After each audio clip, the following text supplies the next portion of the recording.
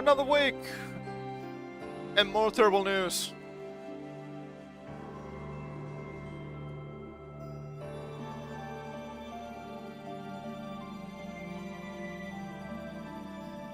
It keeps happening. It keeps happening. Can we have at least a single week with some good news?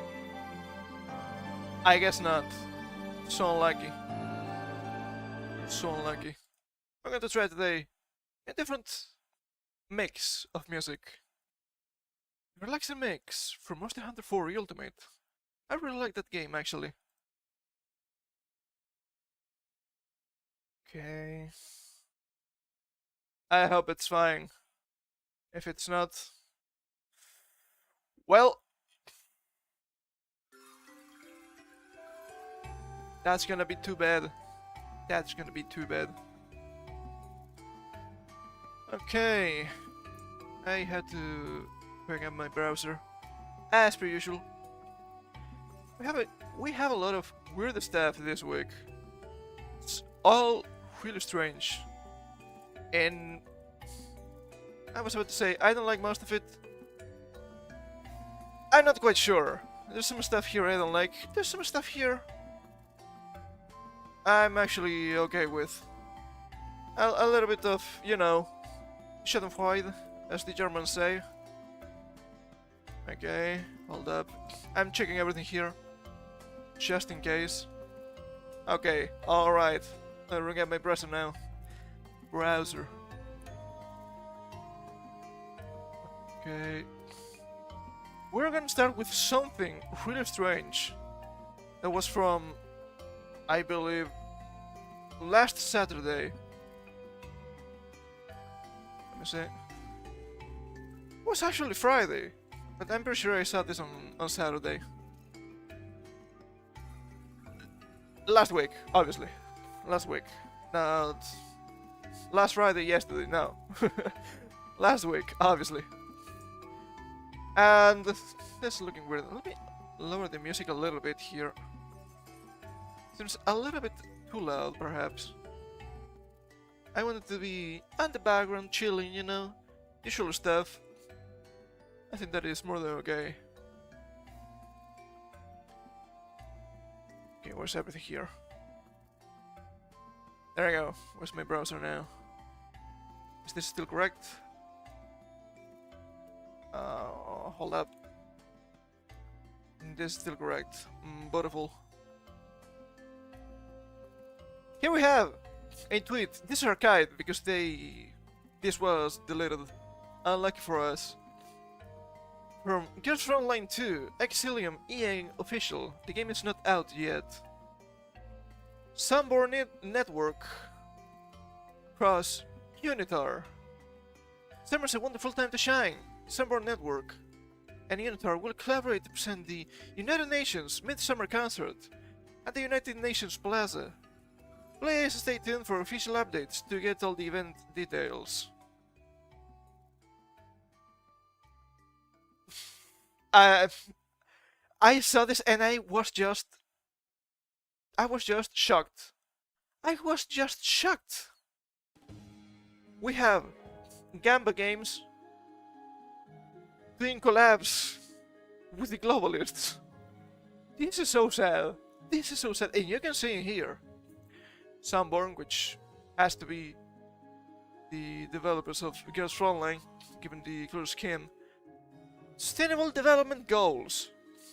These people, again, with their BS, I don't like it. I don't like it at all. It's so bad.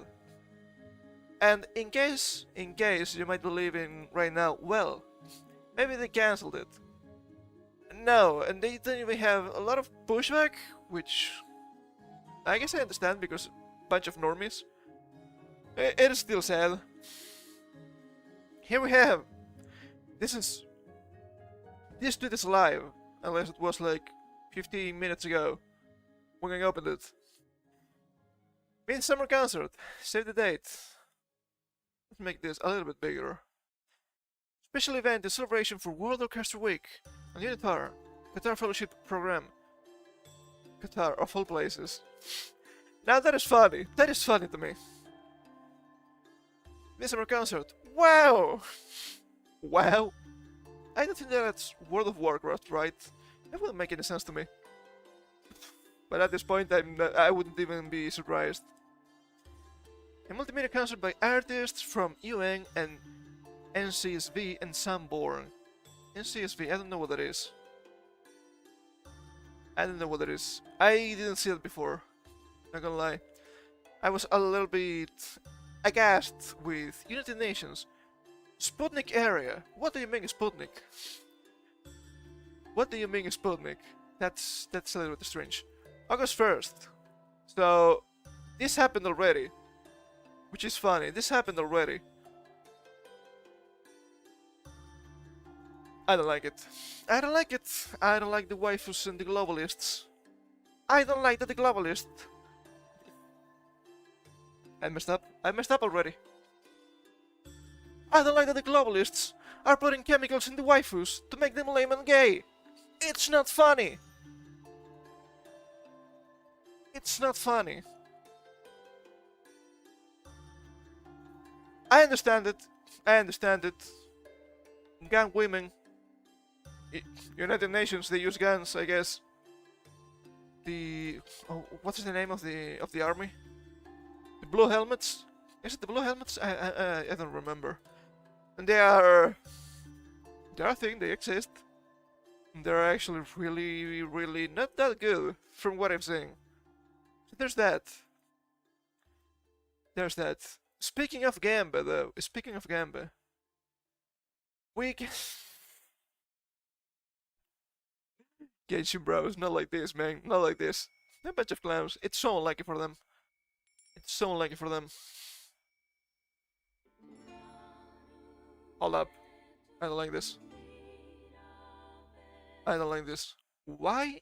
Why do you have to be like this? Why do you must use? Why must you use vocals? I don't like them.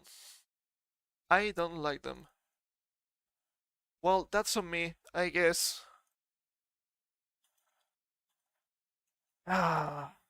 Let's go back to the usual one. That one works. At the beginning. That one works, you know. It's fine. Yeah.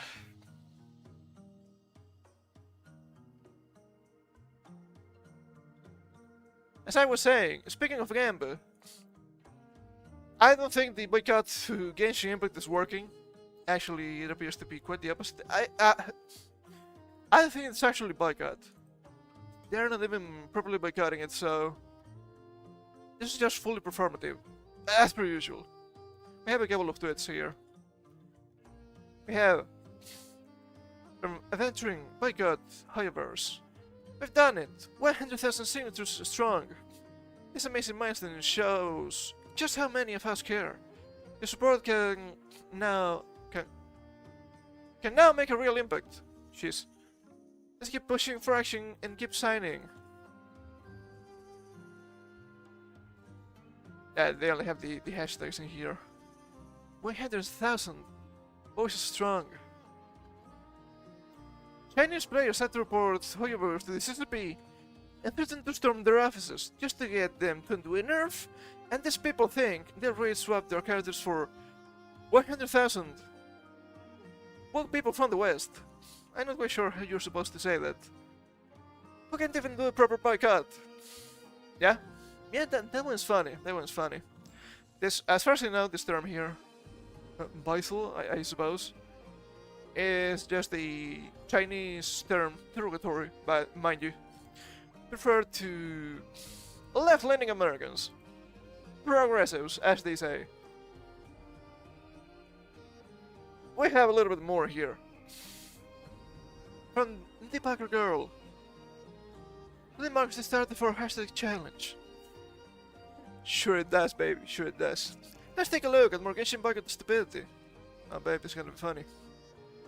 This is pathetic. I am part of the culture Hoyoverse uses for the new region of Natlan. I was hyped for the nation, but now I barely enjoy their games anymore because I don't see the native people from said cultures. My people. They look paler than my German father. Hold up. Hold up. First of all, we have the obvious representation BS. What do you mean? What do you mean representation matters when you're German? What did they mean by this? What's going on? I say, hey, what's going on? So strange to me. So strange to me.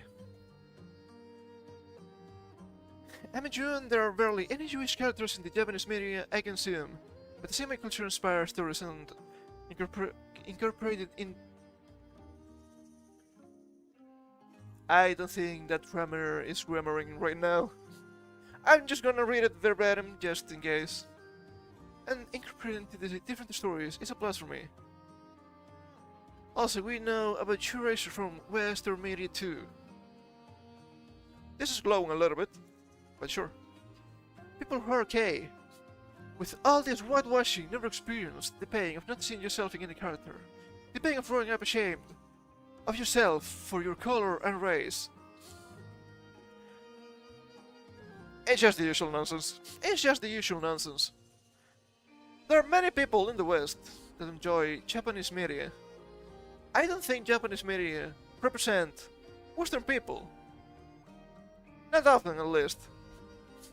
I mean, even the Westerners are pretty much Asian too, right? Let's say Attack on Titan. Oh yes, Eren Jaeger. That's obviously a German name. I don't know, that guy doesn't look German to me, not gonna lie. You had Katekyo Hitman, Reborn. Pretty cool, not gonna lie. They're based around Italian mafia. They don't look Italian to me. They just look like anime people. And that's fine. That's just fine, okay? Representation matters, not this shit again, dude. Because every cultural background deserves to be seen and heard respectfully. If the gaming community is so diverse, why can't games themselves show respect? Representation matters to me, so I can learn and engage on a deeper level with media and cultures around me. Song is just a drawing. It's fine, it's just a drawing. Don't worry about it. Nobody cares. Nobody cares. Nobody thinks that fiction represents reality. Except a lot of people on social media. And they have really obvious politics, so there's that. Fighting against stereotypes with the stereotypes? Yeah? That happens a lot, actually.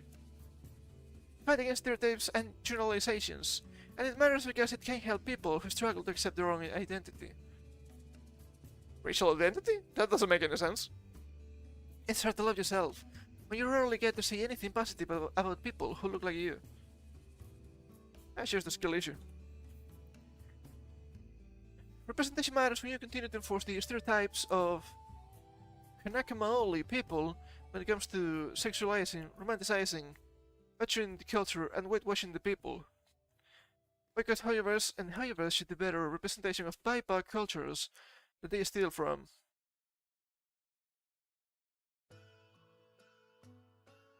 Huh? I don't know, this is just a bunch of BS. I'm not gonna claim that I understand these people, I just laugh at them. Oh, look at the racist and the hidden replies. Can we show that? We're gonna risk it.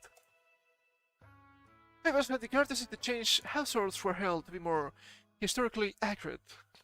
Ways that they now refuse to show the same respect for their cultures because they are Chinese, and believe it or not, they are extremely racist.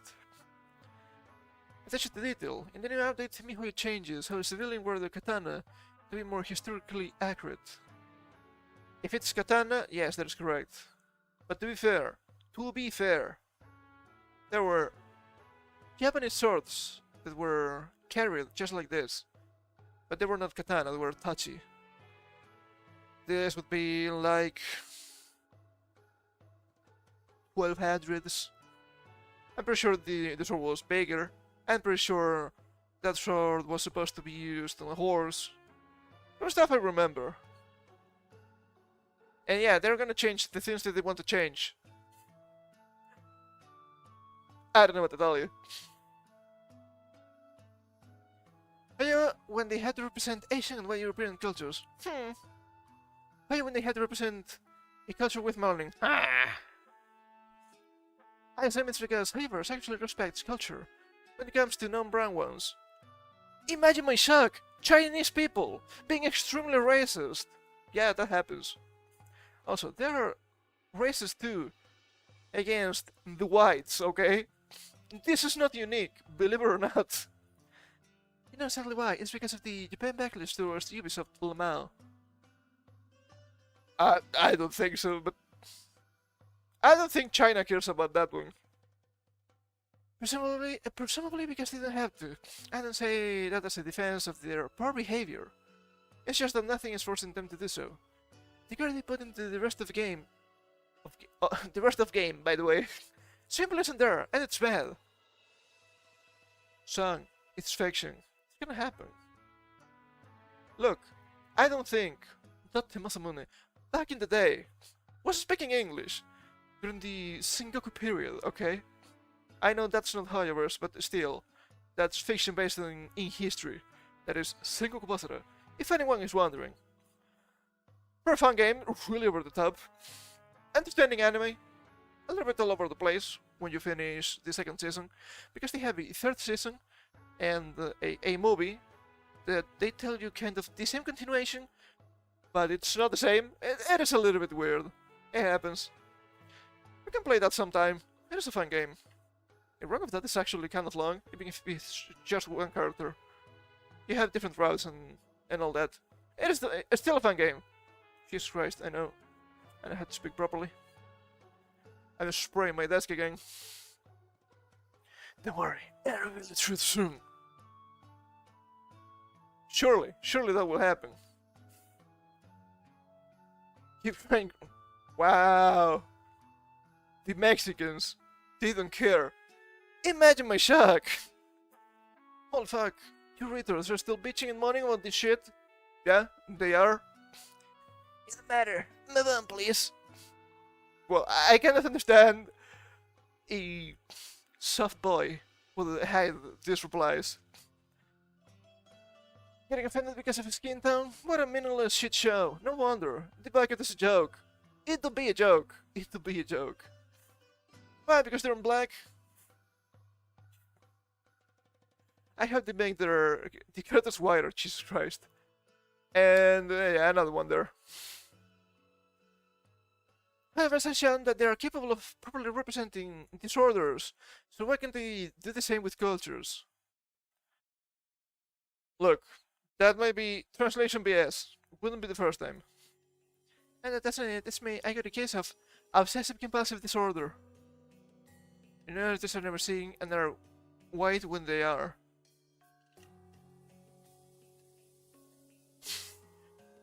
Egyptian. The Egyptians! Yeah, they were way whiter than an average African. Imagine. I hate when they do this. I don't really that one. Fuck them. Here you have the signatures. More than 100,000. Beautiful. Motherfuckers still don't know what the boycott is either. They will never know. Students, for this month's assignment, feel free to play all Hollywood's games. Rather than official merch or music, consider commissioning your favorite artist. God damn. These motherfuckers are clueless. It's like how your listens to their main customer base or something. Teaching about this really pissing me off. Now, staying completely silent about Eurasian cultures, but bending over backwards when Chinese players complain for a second about one stupid bug? This is fucking ridiculous. Yeah, that's gonna happen. That's gonna happen. Here we have the last one. Look at Hyverse! Still play Hyverse games. The boycott isn't working. Keep playing anyways. Very serious boycott, by the way. It's a bit disappointing to me that the talk about not long engaged in colorism issues are dying down. Please keep using your voices. The only way for any kind of change to be made is through consistent protest. Reply to that from the same guy. 4.8 is fun, but shouldn't be enough to distract you all from the main issue the game is facing right now. Keep pressuring Hyverse. Pressure. Nothing. No pressure. There's no pressure in here. Actually, they increased revenue by like 10% in July, thanks to Zen0, I assume. But they still got more money, so I don't think this is working. You people are too weak. You people are too addicted to the fucking game to do anything about it. It's so sad. They're not gonna make it. Let's have a sip now.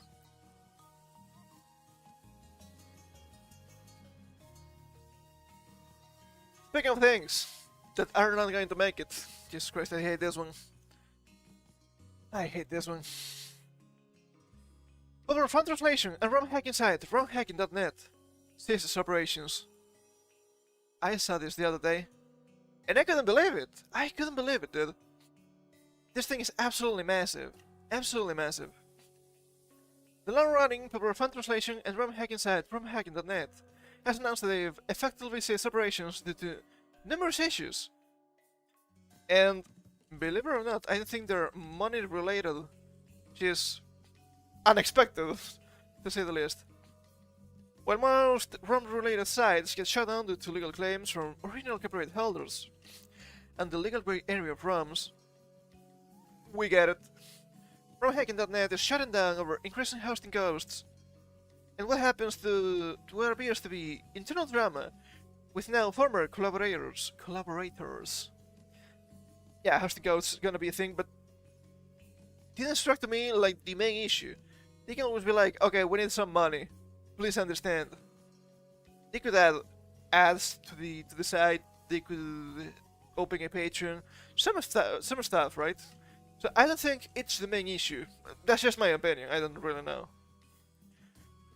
Originally launched back in 2005, almost 20 years. That's a long time. Romhacking.net became one of the main sources for fan translations of Japan-only games, as well as all the odd ROM hacks that put new spins on classic games. The site has reportedly been in dire need of a code-based revamp, and with its popularity, this led to increased hosting costs. I thought they were working on that one. Maybe they were working on that one, but they didn't have enough resources. That happens. Furthermore, site owner/admin Nightcrawler posted a lengthy farewell message on the site detailing how they were hoping to hand off management of the site to someone else, possibly even just dumping the entire database and file archive to the general public, for preservation's sake. They do have something of the sort, so I really appreciate it. They have a lot of shit in there, dude. And I don't know how you could find that, because nowadays, many mods, many ROM hacks and whatnot, they just have Discord servers, and I don't think that's a good idea. I follow a couple of them, but at the end of the day, I don't think it's a good idea. It's too enclosed, and if something happens to Discord, or more probably to that server, and that's gone. At least try to use Google Drive, okay? Some people will still use it, and that's pretty nice. Some people still post the mods to websites. I think the best examples of this would be the Pokemon ROM hacks. You have like a couple pretty dedicated sites for those. Sometimes they don't really get updated, and that's a different problem, you know? But at least you have somewhere out there with your stuff. An internal group suddenly emerged during this process at the end of last year, offering to help continue the site. After agreeing to their proposal and willing to hand off data and access, the site manager said they discovered the most dishonest and hate-filled group that had been dehumanizing them for a very long time. If this is about politics, it's current year. I absolutely fear everything here is about politics. And that's when they say stuff like hate-filled group and dehumanizing. I don't have more information than this, so I don't really know. The site owner goes on to say their personal details had been given out. That's messed up, and that's wrong. And the settled plots had been made to get them out. That's also messed up, and that is also wrong. Effectively, setting them up as a target to destroy in the process. That seems more like a personal vendetta to me. But there's a lot of weird people on the internet, so you never know. After seeing this, they decided to immediately cease all site-related operations. Yeah, that makes sense. That makes sense. This also meant cutting ties to their Discord and Twitter social media, run by separate teams, both of which rejected the allegations made by the site admin. There's something strange going on here. There's something strange. This has been rocky between site staff and Discord staff for a while. And while Discord staff have been exploring possible ways forward, likely including severing the relationship with the existing site and its ownership, we're deeply confused and disappointed by the accusation of doxing and the implication that we've been threatening. We categorically reject these allegations, the Romhacking net staff on Discord and Twitter said. What a huge drama, dude. What a huge drama. While the Romhacking.net website will remain open for now, new submissions have been closed, and the site will effectively be read-only. Any hosted downloads and images, though, will remain for as long as Dark Soul, FC and Chill Calico will allow. A full snapshot of the site is on Internet Archive too, which is pretty nice. It is pretty nice to have all of that. As I said, almost 20 years of mods and translations, because some of the translations, I don't know if you can get any more. You can probably get the game patched somewhere, but as an example, I am a big fan of the Tales of games, and if you've been a Tales of fan for the longest time, like me, you know that most games, at least back in the day, didn't make it to the West. So it was rough. It was really rough. And fan translations were actually fantastic. There was a guy back in the day called Absolute Zero that did some translations for the games. Most notably, in my opinion, Tales of Fantasia PS1. Absolutely fantastic. And he also made some translations for the DS games. Also pretty interesting. But this was years ago. This was years ago already. He was working with some other people trying to make a Tales of Destiny Director's Cut translation years ago. This is way before Battle Productions, and I love Battle Productions. Don't get me wrong, I love them. They're fantastic. And apparently just one day he was like, yeah, I'm not gonna keep translating anymore, and I'm going to shut down my website. And if you try to go to his website, he got redirected to his Discord, but everything, all of the downloads were completely scrapped. And that is messed up. That is messed up. Obviously the translations were still in romhacking.net. But as we see, this is not forever either. Which is pretty sad. We also have another recommendation for, I guess, newer website, still alive website, which is always good. Romhacks.org. It's only gonna be as big as romhacking.net just now, right? But they're pushing stuff, right? August 3rd. This is from today. This ridiculous new hack turns Donkey Kong Country into a Mario game. Interesting. Token Tower, Majora's Mask ROM hack. Not bad. Donkey Kong to Japan. Play the songs from the Japanese version. Was it censored? Jesus Christ, I didn't know that. About the drama with the other guys, I assume. They have a bunch of stuff here.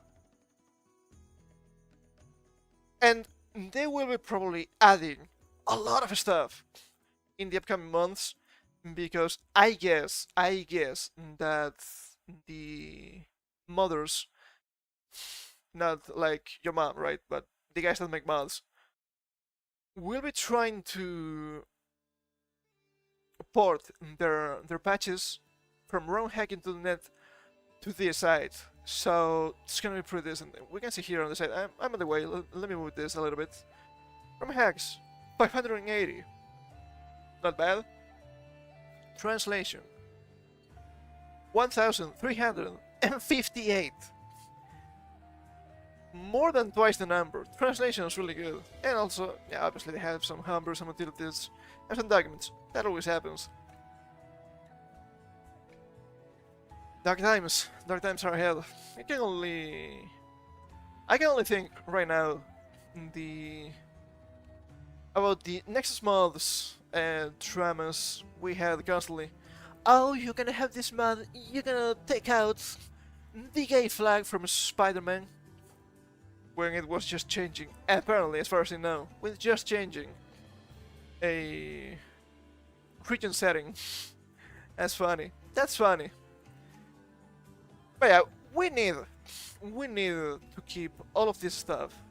Modding is really cool. I really like it. It's really interesting. A huge fan of that. Not only for translations, which are always important. I don't think Nintendo's going to suddenly translate. It could happen, but I don't think Nintendo's going to suddenly translate an obscure game for the Game Boy, right? It's been 25 years. They have done nothing with that IP. It's probably dead. And sometimes someone just decides to translate it. And that is pretty cool. That is pretty cool. Ah, man. I have to play some more mods at some time. Speaking of a stuff that is dying in an unexpected way, Idle Corp. An announcement from Idle VTuber Agency. It's a little bit small, but I will read it. Dear fans, 3 years ago, Idle was founded with minimal resources and a vision to support talents and maintain transparency with our community. Over the years, as we have grown and expanded our talent roster, not rooster. Rooster is a different animal. Maintaining the same level of support and operational efficiency has become increasingly challenging. To address these challenges and continue our mission, we are excited to announce that Idle has been acquired by Brave Group US. I don't know too much about them, but I have their website open. We can take a peek at them. I don't like them. I don't know too much about them, but what I can see, I just don't like them. This strategic move will allow us to continue supporting our talents with more resources and operational efficiency. Brave Group US shares our passion for VTubing and is committed to our original vision. I don't know about that one, we'll see. Together, we believe we can elevate Idle to new heights. Talents will have the option to continue with Brave Group under the new structure, or to become indies with their existing characters and social media accounts. And I'm lacking here, okay? I'm lacking information. I don't really follow the Idol girls, so I don't really know. But I'm pretty sure... I want to say, I don't know, it's just pure speculation, that the bigger ones are probably gonna go indie and jump to another corporation later. Fishman keeps poaching, dude. Second, please. Do it! For a fish guy, he loves the fish, huh? Brave Group and Idol are aware of past operational issues and are dedicated to resolving them and preventing future occurrences. That makes sense. We will provide a clear timeline for the delivery of all previously unshipped merchandise. Oh baby. Fishman, steal their technology! Any items that cannot be shipped will be refunded. Additionally, if any freelancer has issues with an open invoice prior to the acquisition, please reach out directly to that email. We understand that this is a significant change, and we appreciate your patience and continued support as we navigate this exciting new chapter. Please look forward to a follow-up statement in the coming weeks with more detailed information. Thank you for being part of our community. Sincerely, Idle. A sincere speculation, about them going bankrupt. It could happen. I have no idea. I have no idea. Also, I kind of expected this to happen sooner or later. Not because they were doing poorly, but because Idol is, or was, an Israel-based corporation. And we all know what's happening with Israel right now, so yeah, that affects probably everything. Maybe they have to push some money for that. I don't really know, this is pure speculation again, but given their socio-political context, it is a sad reality. It is a sad reality. Here we have Evil Basing. I hope I didn't butcher the name. I have nothing against this guy. This is, or was, the CEO of Idol. Dear Idol and followers, I'd like to announce that I will be stepping down as CEO of Idol and passing the wand to Brave Group. It feels surreal to say goodbye to something that's been such a big part of my life, but it's time for a new chapter for both Idol and me. When I founded Idol, it was all about giving amazing creators the spotlight they deserve and challenging what VTuber agencies should be. Looking back, I'm amazed at how far we've come, and I'm grateful for every moment. I wish the best of luck to Brave Group, and I'm genuinely excited about what this means for Idol. Idol is not dead, okay? It's just under new management, which can be bad. They're just as passionate and committed to take our original vision to the next level, and I trust them to lead Idol into a promising future. To everyone who's been part of this journey, thank you from the bottom of my heart. Your support during the highs and the lows keep us going. As I move on, I take with me not just memories, but invaluable experiences and lessons that I will cherish forever. I can't wait to see how Idol grows and evolves. Here's to new beginnings, continued success, and maybe our paths crossing again someday. Tell me thanks, Evil Basing. And I was never a huge follower of Idol. I know some of the girls, right? And I've seen a couple of clips. I'm not a huge fan, but something I find to be really important about Idol or about Evil, I don't know which one was it, was their transparency. It was pretty interesting to see the Niji-Sanji allegations. Oh, 102%, and this guy is being completely transparent. So yeah, at least I can hope that still stays true. Transparency, really important. It is really important. Let's take a sip. I'm taking a lot, so I need to drink more than usual. You know how it is. It's Saturday. It happens. I had burgers before, by the way. Really tasty. I think that has happened like 2 weeks in a row. I don't know if last time was last Saturday or the week before. Started to become common. Am I becoming American now? That'd be silly. Let's take a look at their website. Brave Group, about us. Purpose, Japanese adventure. World with romance. Sounds okay. I guess it's better. Stay hungry. It's only the prelude. Keep that passion ablaze. Kokoro o moyase! All around us, so many hidden gems sleeping, yet without the stage to shine on. This is what Brave Group exists for. To pioneer brand new stages for all, to awaken that flame within people. Raise the curtain on a new sparkling world. Each and every of our voices, I assume, shall form a symphony of innovations. We shall give the courage for people to take a new step. We shall carry the brave mantle. Mission: strike wonder in 8 billion hearts. That's a lot of people. Too many humans. That's what the globalists believe, okay? For moments of wonder, a passion that can redefine life. As creators, we'll continue to pursue those ideals, reaching the heart of uncharted expanses, reaching 8 billion hearts one by one. They do be ambitious. So, okay. Symphony of Innovation, pioneering a brighter tomorrow. It's not just about business, it's about creating a new era together. New era for the next generations. A new era to inspire society. There's no limits. We will flexibly respond to societal change and help bring about the next big changes.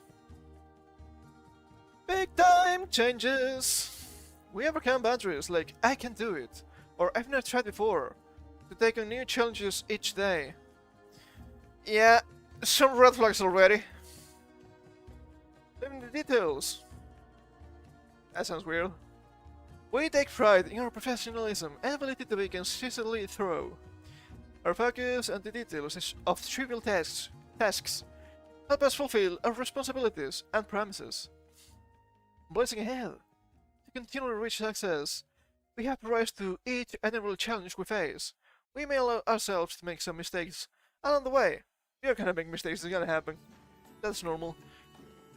But we'll persevere with blazing speed, no matter how it looks to the outside. We aim to be a company that positively impacts society by delivering joy to people. That can have many meanings. Our search for yet to be found sensations and economic potential will forever continue. Yeah, I understand this for shareholders too, but economic potential seems a little bit out of pocket here. Immunity and co-creation are the most important forces for driving accomplishments in new fields. With respect toward our co-workers in our hearts, we'll praise each other as we take on challenges. It's not full-blown ESG and DEI, okay? But there are some red flags here. We should cherish our private moments just as much as work. From family to recreation and hobbies, let's continue enjoying and enriching our daily lives. And they had another thing. This is about this. Was it corporate? Was it company information? Maybe. I just took a look at this the other day. I don't remember. International Alliance Partners. History. They've been buying a lot of stuff. Virtual YouTuber Inc. was established. A little bit tacky. A little bit too tacky in my opinion, but sure. Let's share my screen. Company name was changed to Unlimited Inc. Great Spring Inc. was established. Brave Group, Metal Lab. This sounds familiar to me. Festival Entertainment and Made Real. Okay. Mugen Live. Epic Inc. was established. Super Yellow was established. Game & Co. was established. Brave Group relocates main office. I didn't see that before. We need to know to where. If it's California, yes, this is gonna be bad. Brave Group Europe Limited. Brave Group US. Ogiri High School was transferred to Pyongyang, and business partnership was established. Endless Inc. was established. Super Yellow company name was changed to Riot Music. Now that's weird. I do believe that Riot is taking already. Acquired Geek Hive. Acquired Lara. Established Brave Group. APC Thailand. Established Brave Group China. China! Acquired a Smart Price. Business transfer of Idol. That's interesting. Let's take a look if they tell us here where they moved to. Actually, let me Google that one. Brave Group main office. Hold up. That's wrong.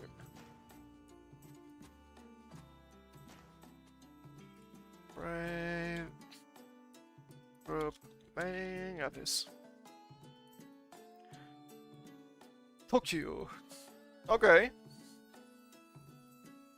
Alright. Ah, they have news in here. They have some news in here. I need to move this a little bit back. Let's take a quick look, shall we?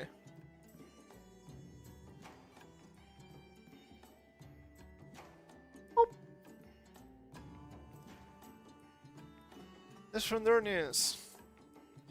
Thanks to the successful growth in recent times, Brave Group has decided to relocate its head office to the PMO Tomochi 3 building, and will begin day-to-day operations in the new office starting today. Okay, that's not a big deal. Potentially. Potentially. Please note, no official phone or fax numbers have been changed because of this move. That's useful. That's useful. Interesting. Interesting. And I might be mixing some stuff here. Brave. In Brave? Maybe? I have a bunch of people here. Bunch of people here. And that's not what I expected it would be. That's fine.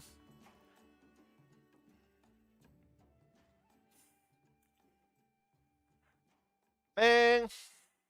Bang! That's something I don't like about Japanese companies at this point. Because, yeah, you might be thinking, well, it's Japan, they are not gonna have the usual stuff. And to some extent, they can, and the thing is, they don't really say too much about it, so it's actually hard to know what's going on. They're just in the initial stages yet, and it shows a lot. It shows a lot. Hold up, where's my stuff here? There we go. And let's move on a little bit, shall we? Speaking of, companies dying. Multiple woke activists and Sweet Baby Inc. defenders laid off as part of Bungie's massive downsizing. Imagine my shock. Imagine my shock, dude. This is quite a lengthy article, so let's go through it. Following the announcement that Bungie was laying off and letting go of around a third of its employees, it's been revealed that multiple woke activists were to let go amid the downsizing. Bungie CEO and Chairman Pete Parsons, this guy's a bit of work, announced that Bungie was laying off 220 employees, which was about 17% of the company's staff, as well as moving 155 employees to Bungie's parent company, Sun Interactive Entertainment. Furthermore, he revealed, in a dream, that one of Bungie's incubation projects would be spun out into its own studio.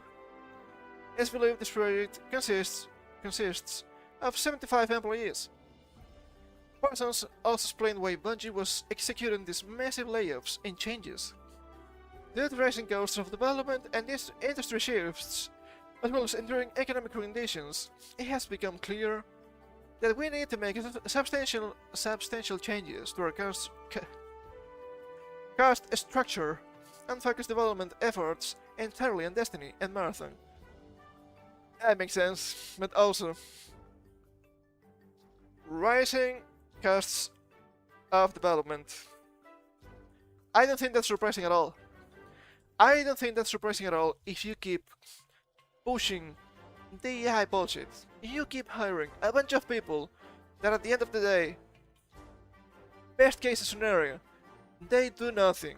Worst case scenario, not only they cost you money, but they're going to tank your sales. Look, the game has the current thing. Average gamer, well, I'm not gonna buy it. Imagine my shock. Your actions have consequences, you stupid bitch. It's now been revealed that multiple woke activists have been part of these layoffs. Yeah? Senior narrative designer Robert Brookes revealed he was part of the layoff. He wrote on Twitter, after nearly 5 years, delivering seasonal story from Hunt all the way to Deep, and sending home the most well-received expansion in our history in final shape, I have been laid off, and today is my last day at Bungie. What a long, strange trip it's been. Maybe you weren't actually good enough, Robert, my guy. That's always a possibility.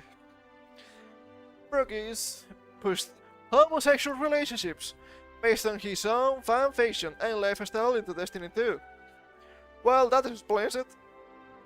That's a really good explanation of why you were kicked off the company.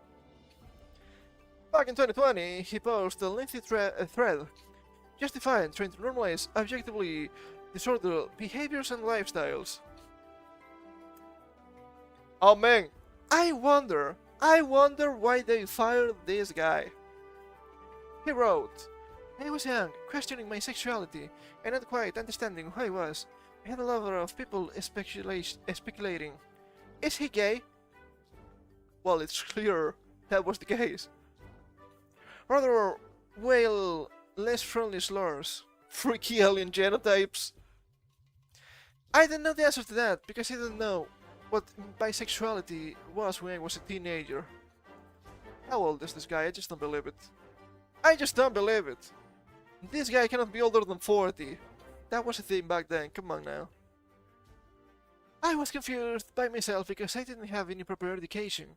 And once I knew what bisexuality was, I didn't really know what it meant because I lived in a rural part of the US. They failed this guy. However, I only met another bi person and couldn't find representation of them in media, he continued. My representation in media has to be gay and lame. Screenshots are here. Next, he stated, representation matters. My ass! Whether it's sexual orientation, race, culture, it helps you identify with yourself, understand yourself, and feel seen. This is especially powerful for groups of people who still face marginalization and persecution for the way they are born. No? That's not how it works, dude. You have it backwards. Queerbaiting exists, it's not kind. Yeah? Sure. You're doing the same bullshit, I'm afraid. It has no place in a queer-friendly community or within spaces that promote LGBT rights. He posted. There's a place and time for nuance, and that isn't it. Because to do so is actively damaging to a marginalized community. This is the people. This is the type of people that don't understand that fiction and reality are different. They don't understand that fiction is fiction and reality is reality, because they need to see reality in fiction. Therefore, fiction is real. No, it's not. It's not real. Therefore, it doesn't have to, and it's better if it doesn't, represent reality. You stupid clown. It's not that difficult to understand. It's current year. Didn't understand anything. He then revealed, back when he joined Bungie, I always felt Saint 14 and Osiris were romantically involved because, as a queer man... Oh, as the gay! As the gay. I begged the mic there, I'm sorry. The romance made sense to me. I learned my interpretation was in fact correct when I became a narrative designer for the company, and I was overjoyed. What a weird way of saying that. I learned my interpretation was in fact correct when I decided to write it into the game. These are the kind of people that love to rewrite history. They felt to me like they were gay, so I wrote them as gay, and that was fact. Yes, because you're writing the story. What? Huh? Huh? How can someone be so stupid? No, really. This is just pure brain damage. This is mental retardation. I don't understand. Jesus Christ. Brooke is added. I've been writing Saint and Osiris as gay since I started working at Bungie, because that's who they were before. To you. They're private and nuanced characters. There was never a space in which to unequivocally state their identities. But nuance is lost in an age of queerbaiting. No, you stupid bitch! Nuance is lost in an age of people not understanding that fiction and reality are different. Of people not understanding what the fiction is trying to tell them. Ah, but my media literacy! My media literacy! This is media literacy. Oh, I felt they were gay, and I wrote as gay. Would you look at that? They were actually gay. Yes, because you wrote them like that. What do you mean? What the fuck do you mean? Saint 14 and Osiris, they are not real characters. If you, as a narrative designer, write them as gay, yes, they're gonna be gay. I understand nothing. I understand nothing. I'm going crazy here. I'm going crazy. It's not been an hour. It's too soon to go crazy, okay? He then declared that Saint 14 and Osiris were gay, stating, "When I saw how much the community was included on something as obvious as Isabella and walking, I realized I should probably just say something. It's not a walking. Just woke. Because it's not a secret. It's not a point of speculation. It's not some puzzle designed to be solved by the community. It's them. So yes, Saint and Osiris are gay. Always have been. You can make them in yourselves," he declared.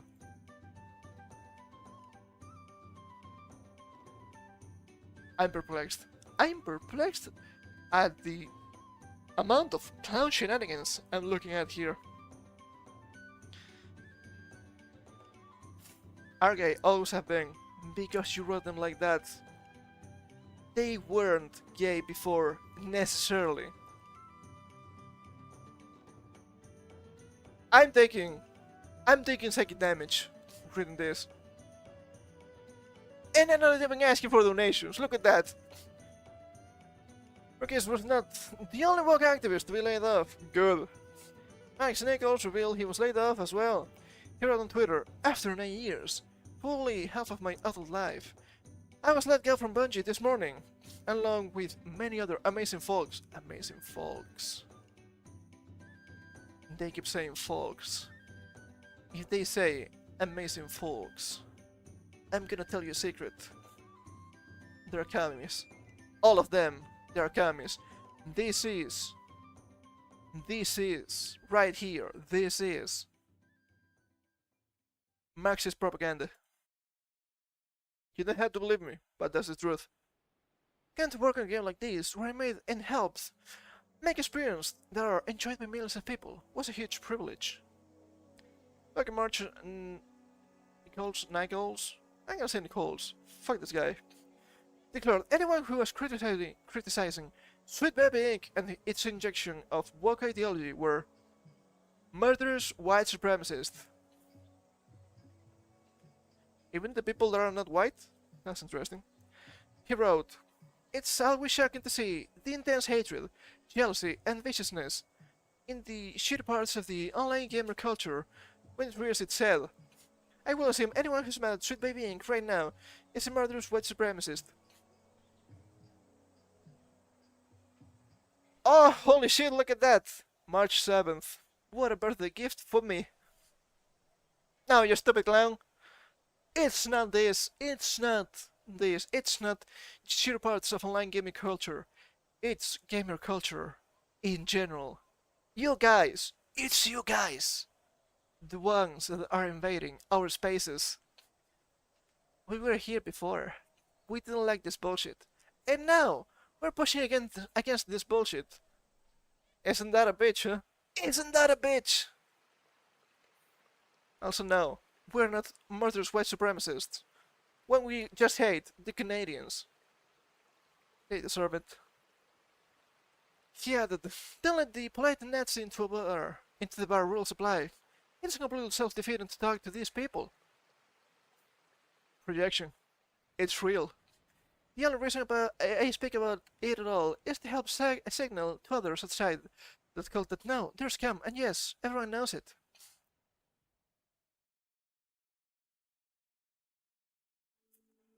Baby. Oh, baby. Oh, baby, the projection.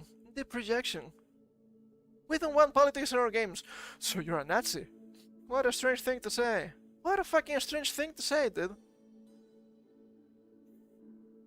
You're a stinky popo head. You're a stinky popo head. Shut up. You're lame. And also gay. And also, I'm not German, so fuck you with the Nazi accusations, okay? Ethel Monforte also revealed she was laid off. She wrote on Twitter, "I was unfortunately impacted by today's layoffs. But then Bungie has been incredibly fulfilling.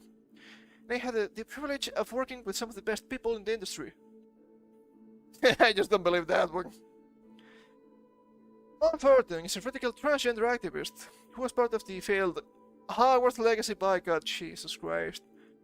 Don't you know, if you buy the Witcher game, you're gonna kill a more billion trans peoples?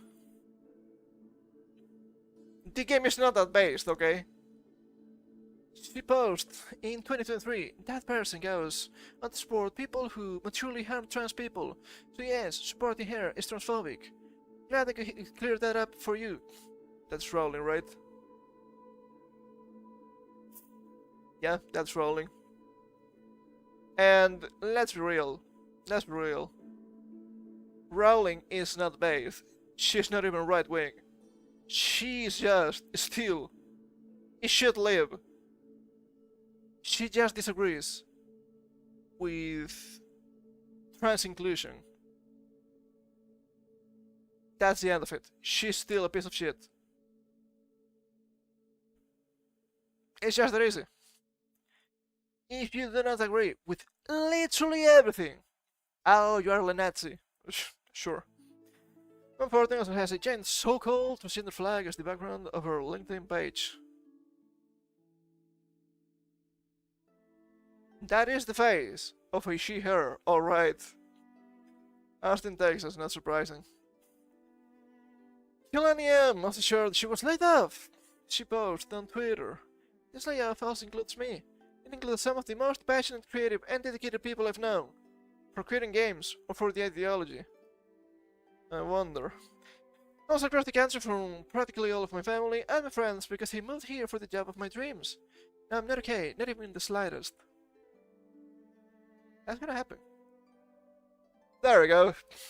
There we go. Kaylani made it clear she was an activist who supports Black Lives Matter back in 2020, writing, "If you haven't already, please start and slash or continue searching for information and ways to help the BLM movement." No. They are commies. They're fucking grifters. They used millions of dollars to buy mansions. Fuck them. They were also destroying the stores of minorities, Black and Latinos, mind you. Please feel free to reply with any other helpful resources you found too. I don't think I will. Lamb resigned just ahead of the announcement post on LinkedIn.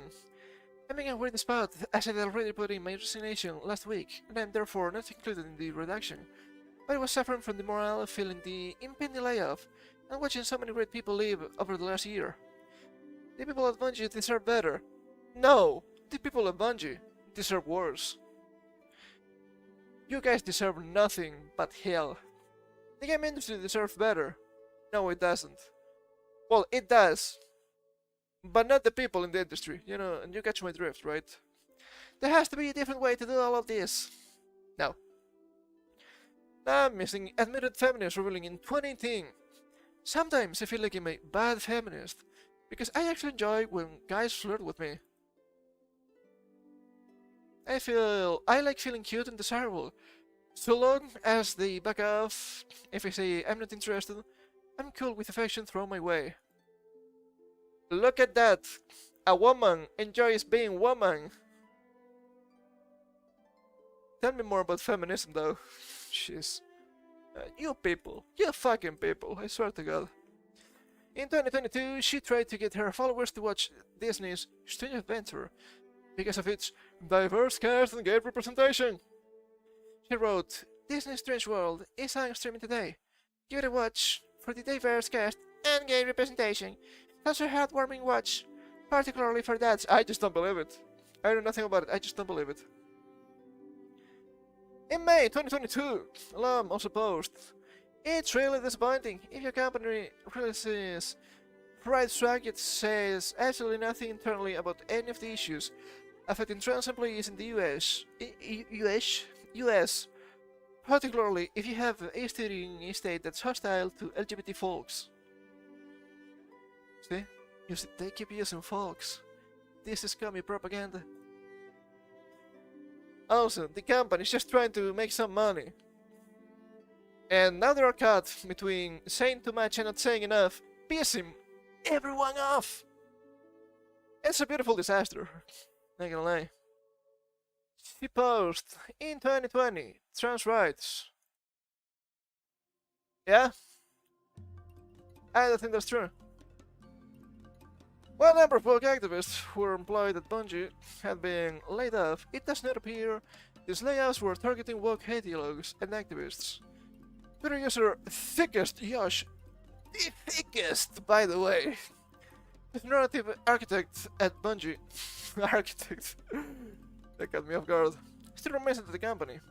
He shared, "I'm safe, many team members were affected." Thickest Josh defended Sweet Baby Inc. back in March, writing on Twitter, "If you're mad about DEI running games, you need to grow up." No. I'm not gonna. I'm not gonna let you shitty people put bullshit into games. Because you're nothing more than useless idiots. You're not even useful, look at that. They continue, "You need to stop wasting so much time on creators who are only there to manipulate you and milk your anger for engagement." No, fuck you. It's not engagement. It's games being trash. "You need to talk to people who are like you a bit more. You need to stop falling for this," he concluded. Look. He didn't even say, "It's not happening." He didn't even say, "It's not happening." He said, "Look elsewhere. Look elsewhere. It's happening, and it says, and you're going to shut the fuck up, because I'm gonna keep talking about it." Sucks to suck. Thick soy. While many woke activists and ideologues have been laid off from Bungie, it does not appear that the company is skewing the ideology altogether. Given this, it's unlikely that the company will be able to recover, as gamers have made it abundantly clear they're not interested in woke ideology being injected into video games, as can be seen by the failures of Forspoken, Saints Row, Tales of Kensara, Flintlock, The Siege of Dawn, and Suicide Squad, Kill the Justice League. What do you make of multiple woke activists and ideologues being like good, but it's not enough. The sad truth is that there are lots of woke activists in AAA gaming. And that's why the games are bad, and they don't even work sometimes. So whenever you find a large number of people, there'll be a bunch of ultra-progressive nutjobs among them. It's like throwing a stone in a forest. You're bound to hit a tree. That makes sense. That'll be making sense. We need to continue to vote with our wallets in order to get back to a more open and varied video game landscape. Yep.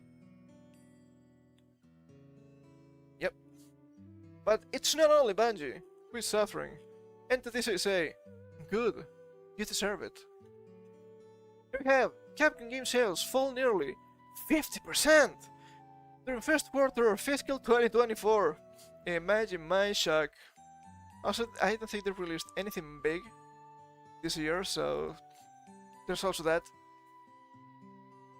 Capcom has revealed that its sales have dropped nearly 50% during the first quarter of fiscal year 2024, compared to the same time last year. Yeah, but last year you had Resident Evil 4 remake. And specifically, sales have fallen roughly 44% to 138 million USD. Despite the sales being down significantly, the company did have increases in other areas of business. Capcom's arcade operations and amusement equipment business saw increases of 18.1% and 147.2% respectively. That's a huge increase. That brought the consolidated sales for the first quarter to roughly 192 million USD, and just 32.5% year over year. Not enough. Let them crash and burn. Regarding business conditions during the 3 months ended June 30th, 2024, in addition to the release of past titles and on additional platforms, sales were dominated by catalog sales of major titles released in previous fiscal years. Yeah, because you didn't release anything major. In the core digital contents business, due to the timing of the new title sales, the fiscal year under review being weighted to the second half of the fiscal year, the company said of the sales drop-off.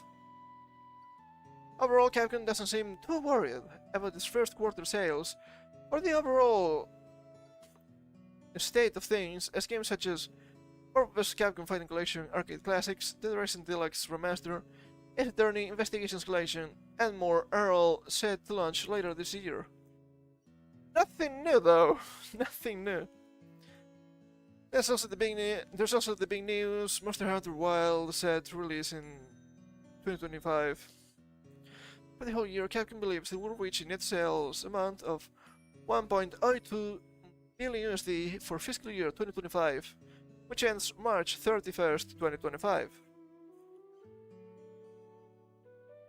Yeah, they fucked up. They said 2025 instead of 2024 in the beginning. I thought they said it was booming. I mean, with no major titles coming out, aside of Street Fighter 6, which came out last year, it's about what I'd expect. All major sales are fourth quarter releases and first quarter next year. Yeah. And they promised. Last year they have big burst in sales for the first half of the year, leading people to think a big title was coming. That was not the case. Shareholders will be mad. Maybe they had to push something. Maybe they had to push something back. Capcom lied to shareholders, then they projected a huge boost from an announced title, which never happened. I expect lawsuits would follow. That's a possibility.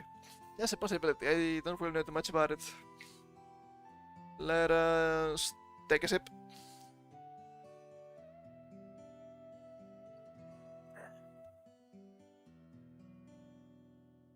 But make no mistake about it. Make no mistake about it. Okay. These Japanese companies are posed. And there will be more posed. Unlucky. Unlikely for us.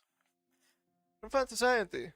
BlackRock bets in Japan, AI, quality companies, emerging markets, and Europe. Fucking Europe. What's wrong with you people?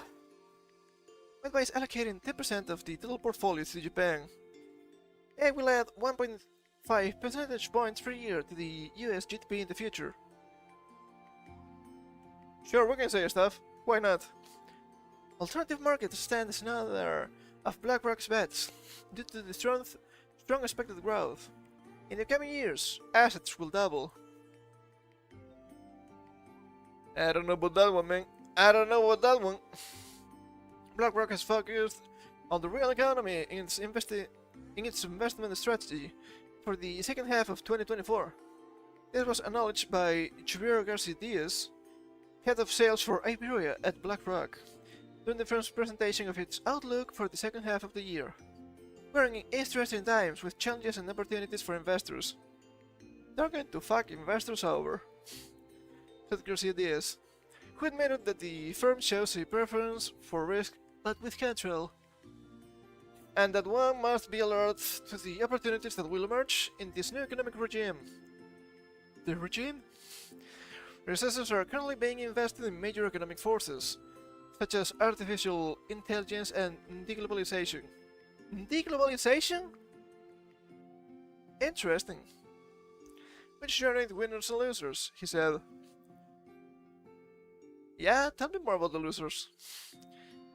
The bet on the real economy is reflected in the opportunities the firm sees in data centers for artificial intelligence, which will grow between 60 and 100% in the coming years.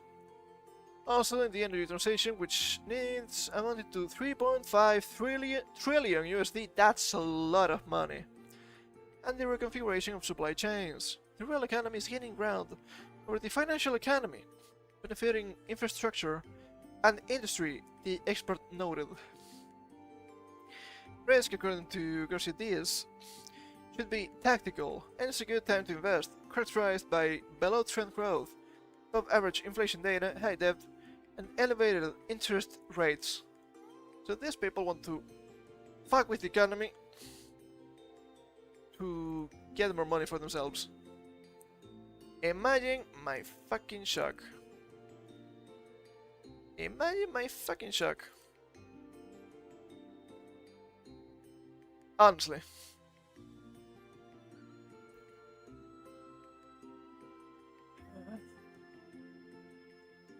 equity positioning. An asset that has been performing well this year due to technology and good corporate earnings focuses on Japan, artificial intelligence, quality companies, emerging markets, albeit selectively, and tentatively Europe. Japan! The country's favored, according to the BlackRock expert, by more favorable monetary policy, and economic recovery, healthy inflation, by the way. You don't hate these guys enough. And structural reforms for shareholders and investors, advice allocating 10% of the total portfolio to Japan. I don't think the inflation in Japan is healthy at all. They have a really fucked up economy at this point.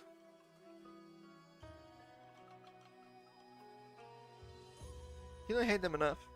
You don't hate them enough. But wait, because there's more, there's always more. Hello? Well, that is fucked up a little bit.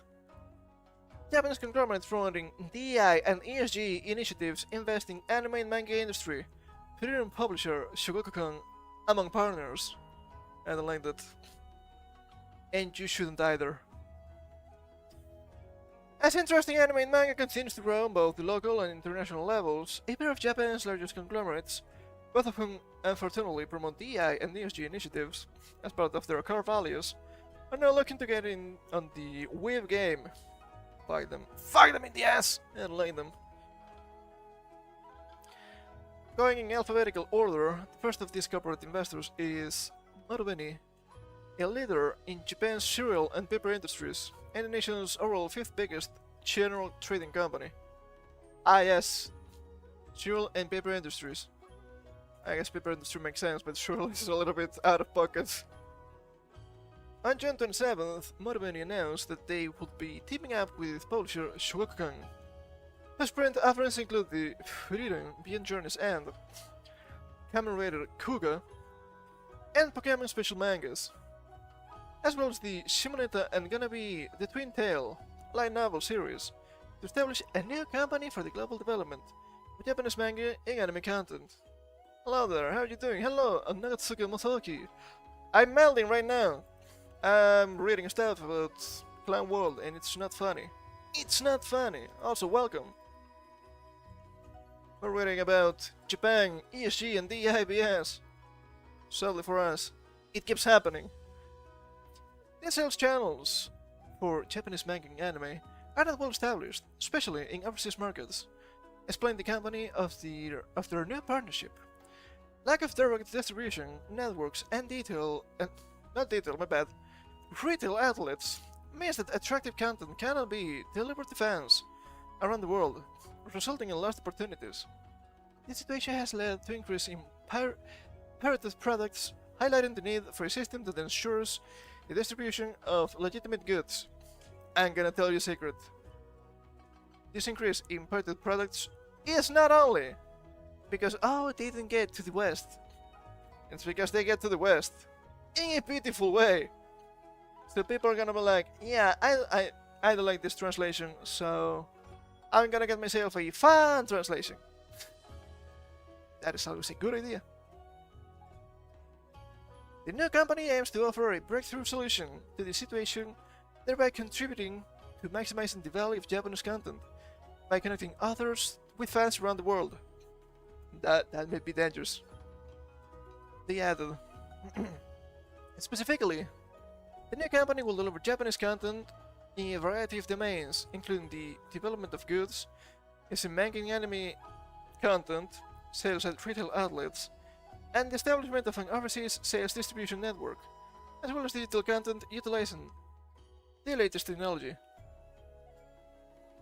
Doesn't look that bad, but you know that we cannot trust them. Not at all.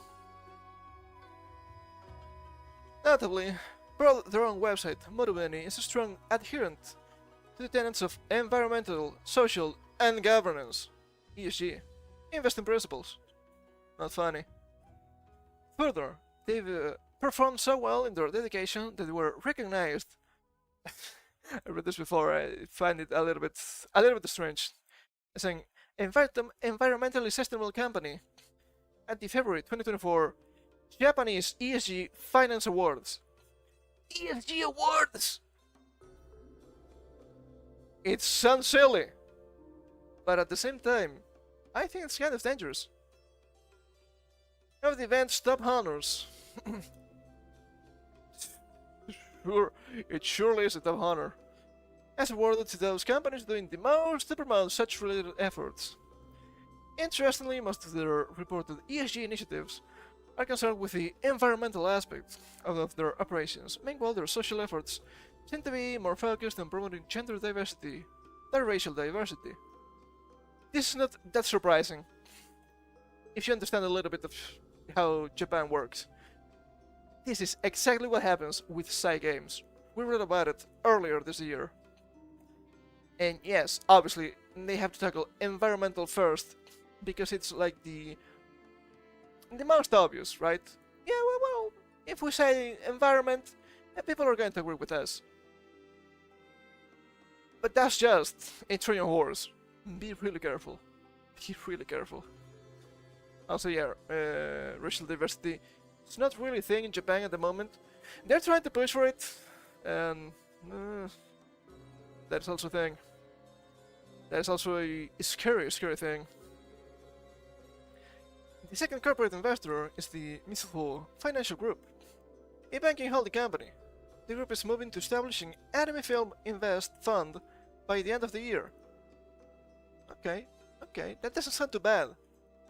But still, these companies are snakes.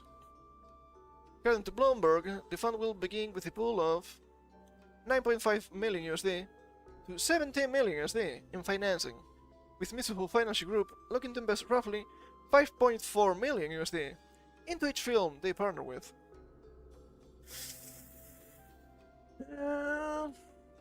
Yeah, that's money to make movies, but at the same time, we have all seen the Oscars, right? You must have this stuff in the movie. You must. And similar but slightly different to Marubeni, Mizuho Financial Group are committed to the principles of DEI. In alignment with Mizuho's corporate identity and to create lasting value for all stakeholders. I hate that term with a burning passion. I hate that term. That's just Marxism in action. In the economies and communities in which we operate, we promote equity of opportunity and inclusive culture, where diversity in its many forms is welcomed. What the hell is equity of opportunity?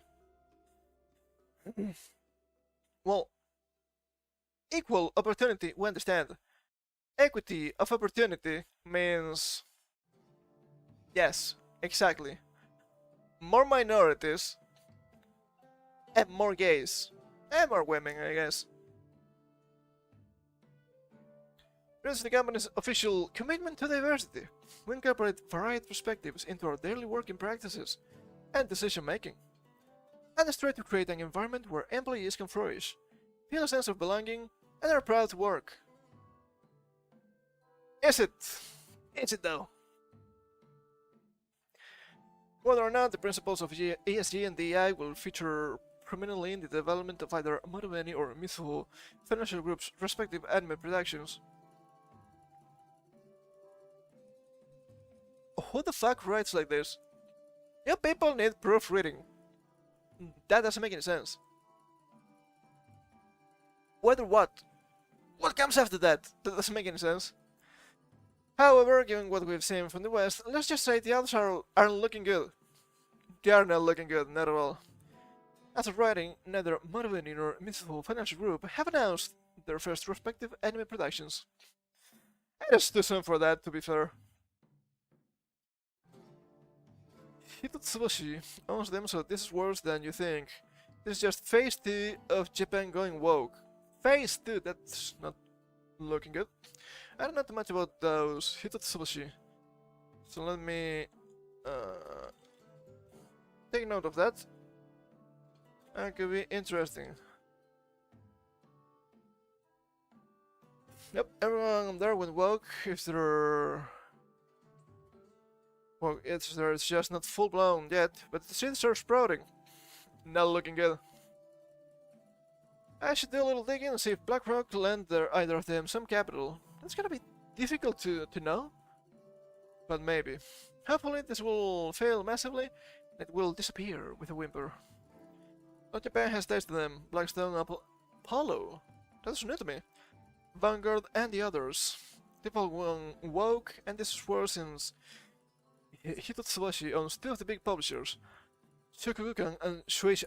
Ah, Shueisha too! That's huge, and that's bad. Kodansha also went woke. Not looking good. Not looking good. Once the investors get involved, it's not a question of if, but when it starts to affect anime plot. Yeah, I can agree with that. And you don't need to have ESG and DI in Japan for this to be a problem. Because Sentai Filmworks completed batches English localization of 2.5-dimensional seduction anime. Heterosexual visuals were toned down by its animation studio JC staff. 2.5-dimensional seduction has had its English localization completely butchered by Sentai Filmworks. Yes, it is her. I'm sorry to tell you this. It's always her. It's so bad. Prior to the anime's broadcast, Western fans were forewarned of 2.5-dimensional seduction's inevitable English mishandling when notorious localizer fucking Katrina Lunadakis. What a hard fucking name, dude. That's Rick, right? That sounds Rick to me. Announced earlier this month that the cosplay ecchi anime will be her next masterpiece. So excited to be working on this one, put the localizer. As an ex-competitive cosplayer, still very much involved with the current competitive cosplay scene, it's so much fun getting to work on a series that takes sexy cosplay seriously. First of all, competitive cosplayer. Sure. Also, I don't believe she was a competitive cosplayer. Not a good one, at least. Have you seen that person? Yeah. It's just the stereotypical feminist. Sorry, look at all this side, dude. Shut up, I don't want to look at her. But we're going through the anime's first 3 episodes. Mick has discovered that the Sentai Filmworks localizer has deliberately overwritten the series' original script in favor of her own fanfiction. Fucking again! Keeps happening, it's so bad. Within the first 5 minutes of the 2.5-dimensional seduction's anime's first episode, the localizer has already replaced Yu Hashimoto's script with her abridged version of events.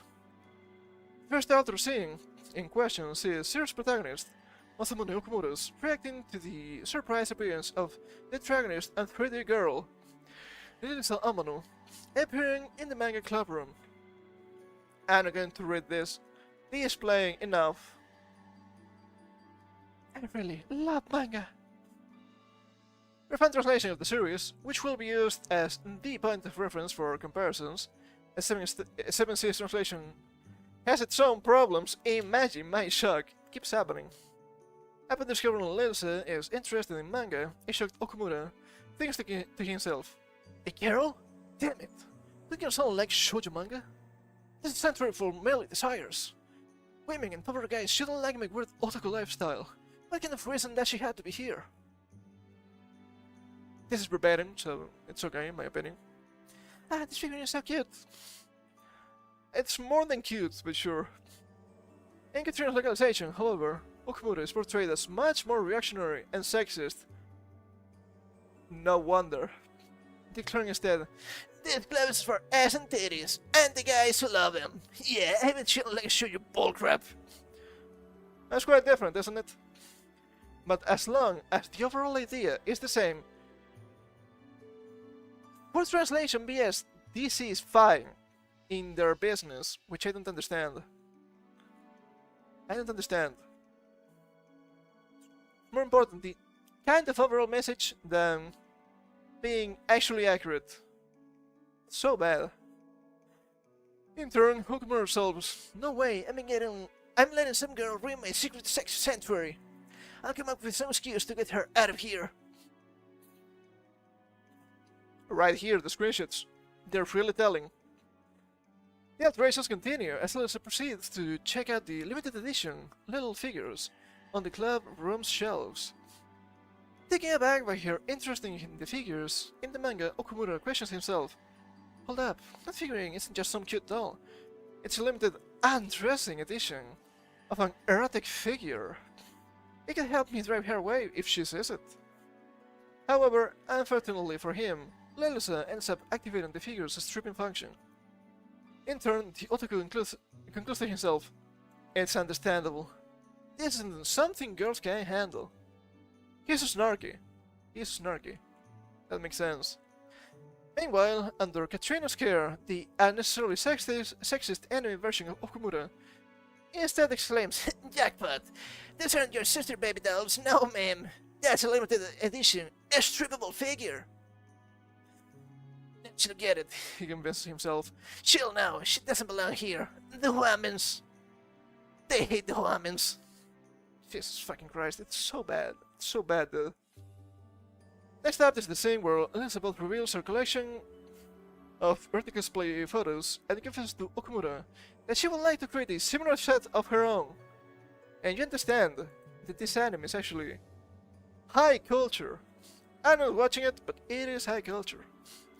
In the fan translation, it showed Okumura, a piece of Lily's collection in hand, inquires, "You wear stuff like this?" To which she seductively inquires, "Senpai, do you not want it?" That is kind of sexy. Let's try to buy that, just in case. The powers that be do not like it. They're not showing anything, but we, the enemy people, are oppressed. So we must be careful, just a little bit. In the anime, rather than simply checking back in with Okumura's shocked feelings, Ilse instead presumes that her new friend is looking down her interests. Pushing back, "Didn't you just say you wouldn't judge?" Completely different. Completely different! It's so is. And unsurprisingly, the problem continues on into 2.5 dimensional seductions. Second episode! When new student Mikuri Tatsubana arrives for her first day of class, she's immediately mobbed by her classmates, many of whom want an autograph from the model. Something else, I'm pretty sure. That's fine. In the manga, some of the girls in the class can be heard gossiping about Mikuri's supposedly uncouth reputation. Big on, thought! She's dating the model, Kei-kun. She's the worst, says one, with her friend dismissively replying, "No way!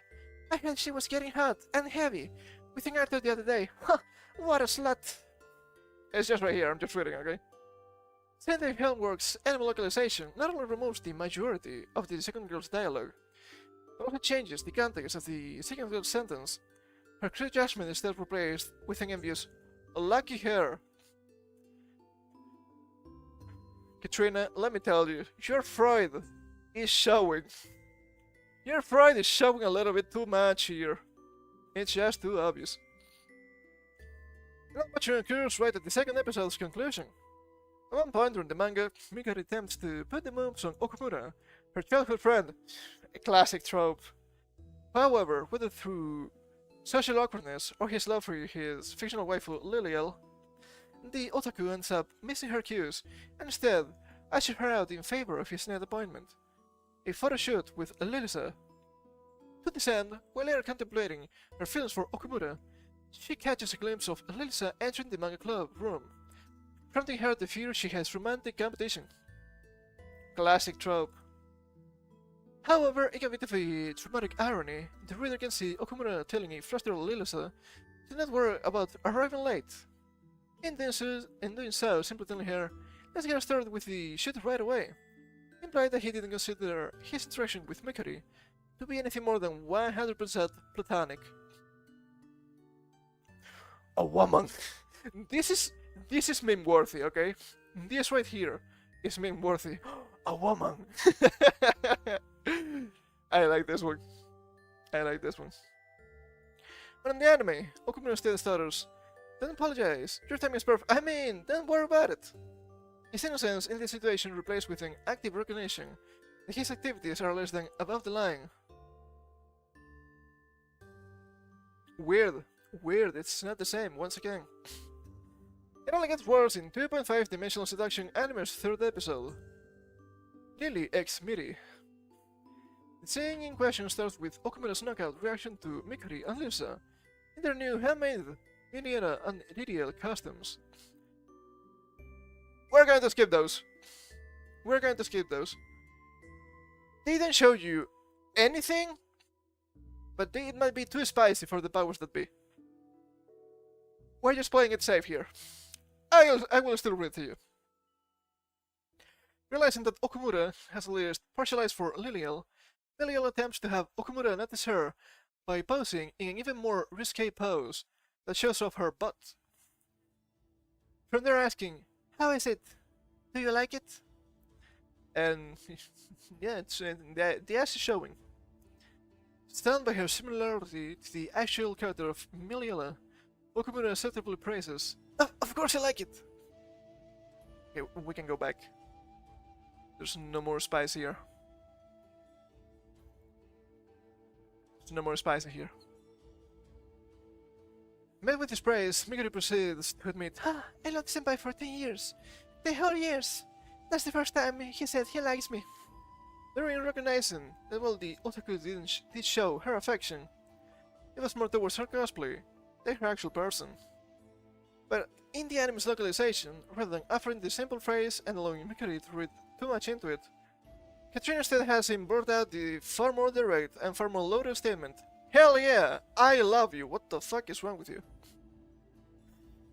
Like with the above gag regarding Mikuri's confession, thanks to this change, Okumura is now portrayed as less too polite for his own good and more intentionally stupid.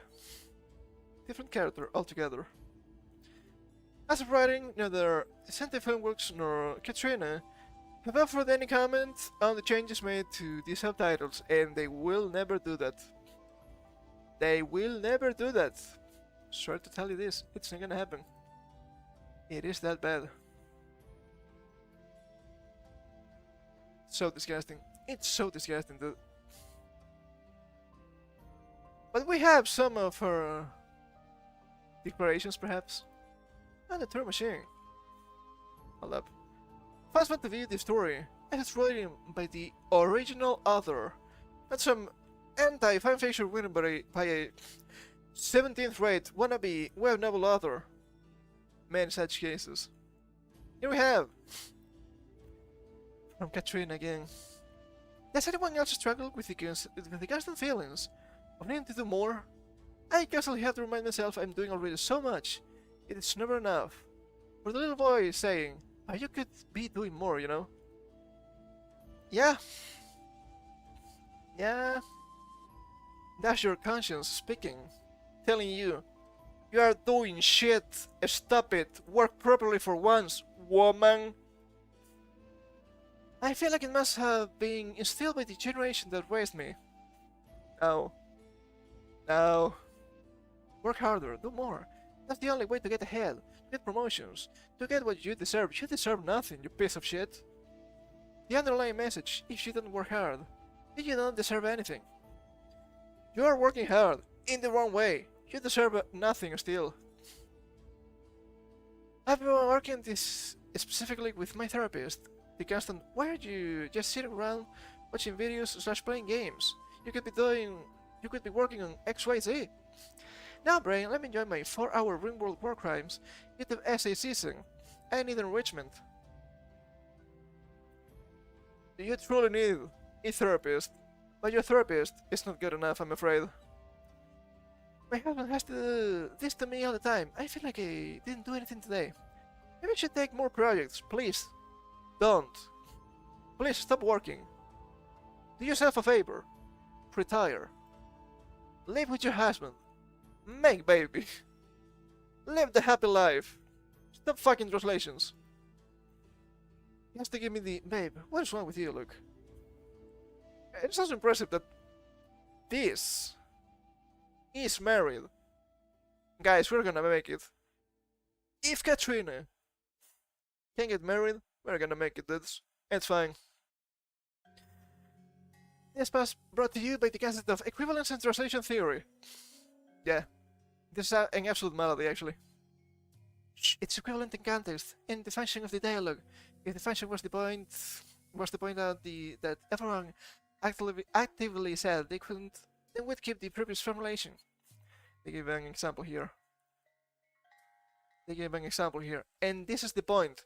They can say whatever the fuck they want, as long as they can back it up with the concept of equivalence in translation. It's that bad. Sometimes they don't even do that, and it still works. It's so bad. I should be doing more.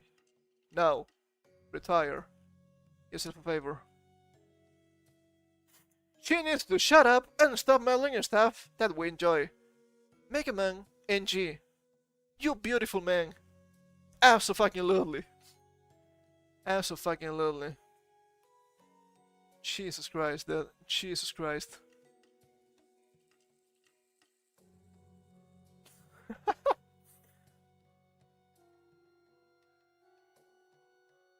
My goodness. Now let's move on a little bit. Speaking of inhuman things, let's go back to the Olympics, shall we?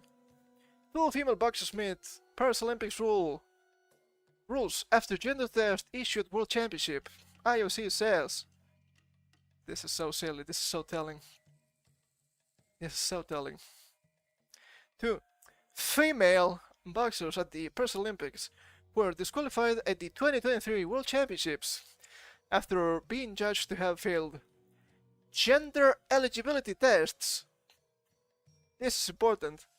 This is really important. Have complied with all rules defined at the games. The IOC said Monday. Lei Ting of Taiwan and Imane Khalif of Algeria are competing at their second Summer Games. Both finished outside the medals and the Tokyo Olympics held in 2021.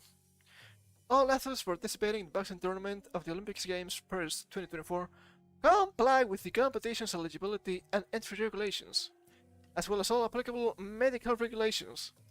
The International Olympic Committee sending a statement.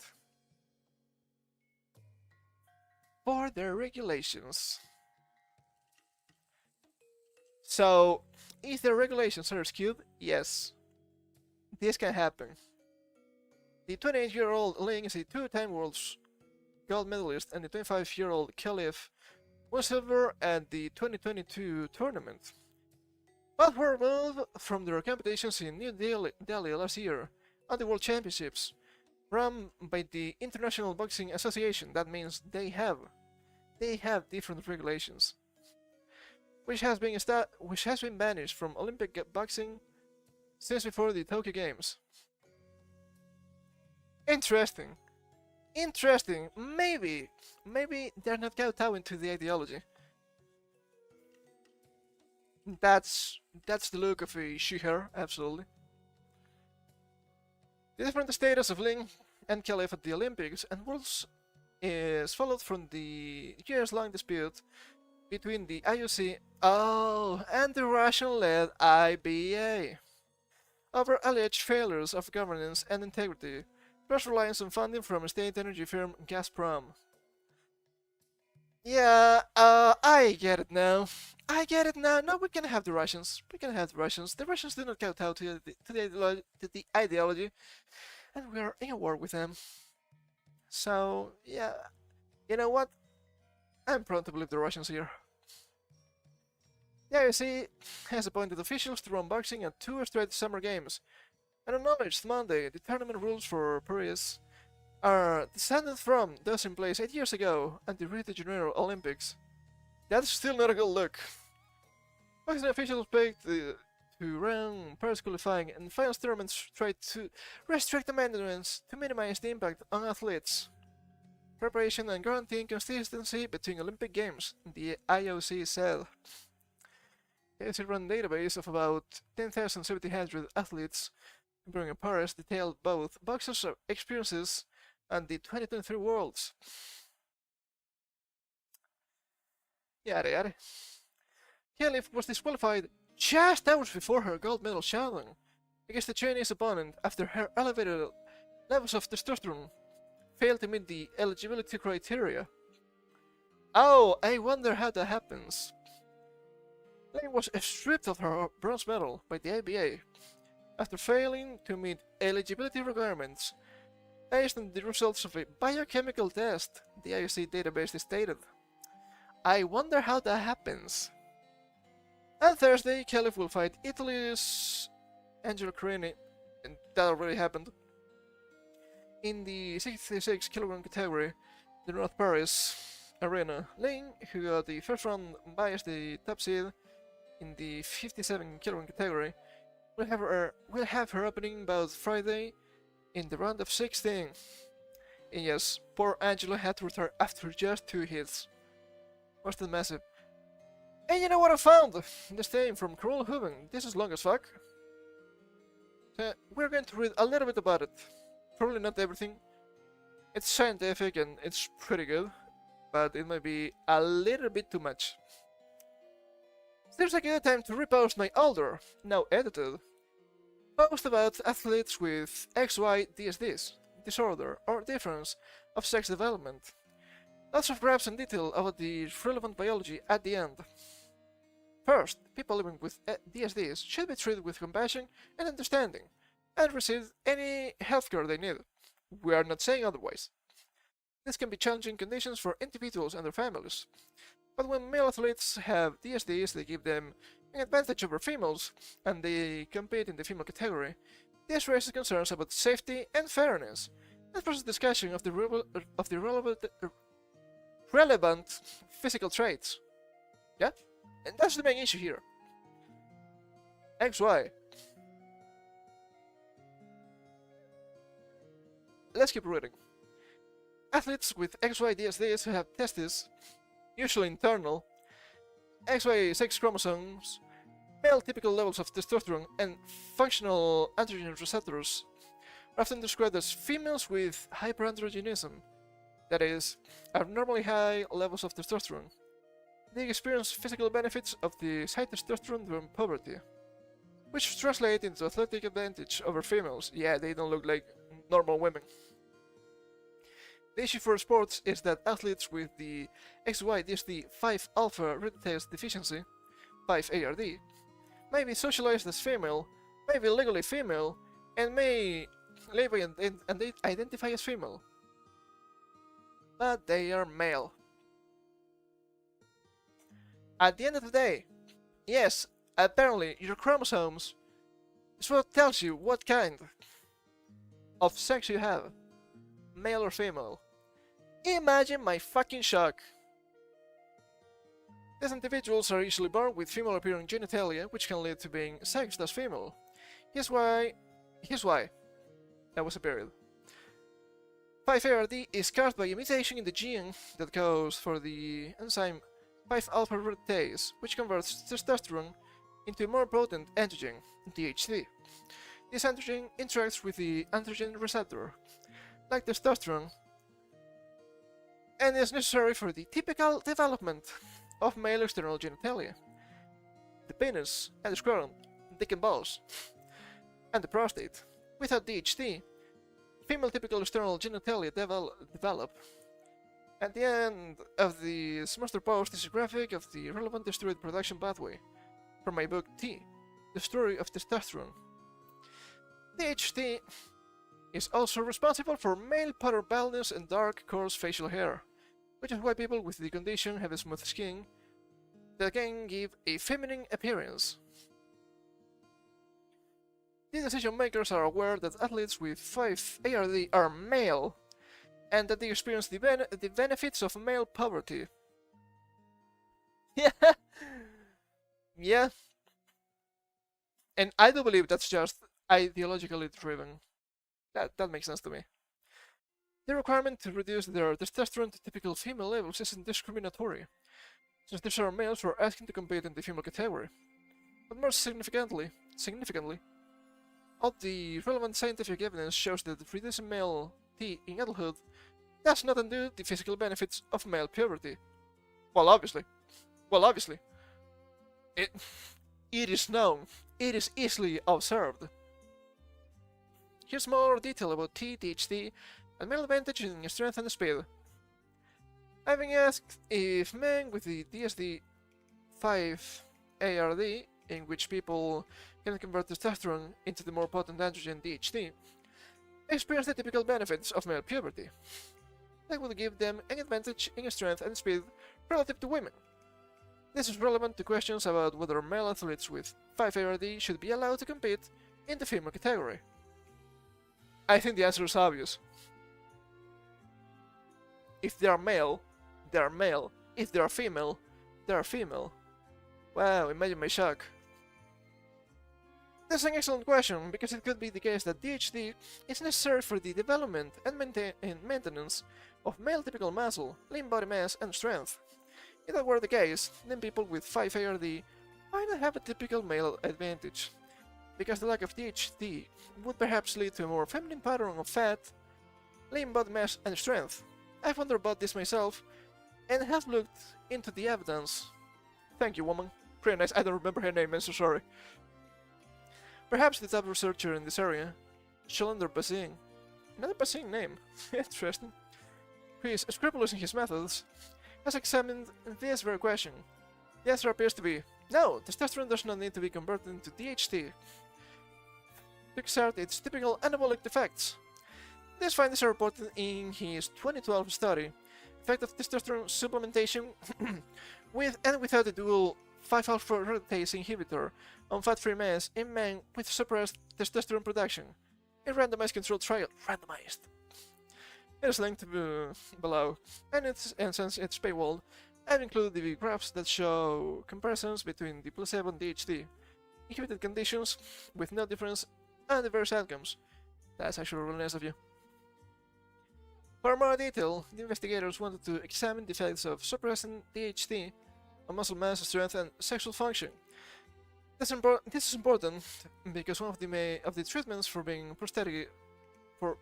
benign prostate hyperplasia, bunch of scientific bullshit, I'm gonna make mistakes, and male pattern baldness is to suppress DHT. But clinicians have been concerned about effects on other outcomes that affect health and quality of life. Participants, healthy men, 18 to 50, with normal T levels, had their T blocked and were given graded doses of T, testosterone obviously, along with either placebo or a drug that blocked the conversion of T to DHT. So both groups had T, but only one, the placebo group, also had DHT. After 20 weeks of treatment, changes in lean body mass, muscle, and strength were assessed. There were no significant differences between the placebo and the DHT blocked groups in the outcomes. Isn't that funny? There's a lot of stuff here.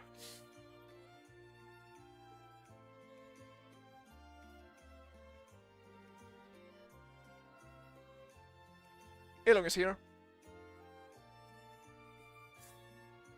The issue for sport is that athletes with the XYDSD 5-alpha reductase deficiency may be socialized as female, may be legally female, and may live identified as female, but they are male.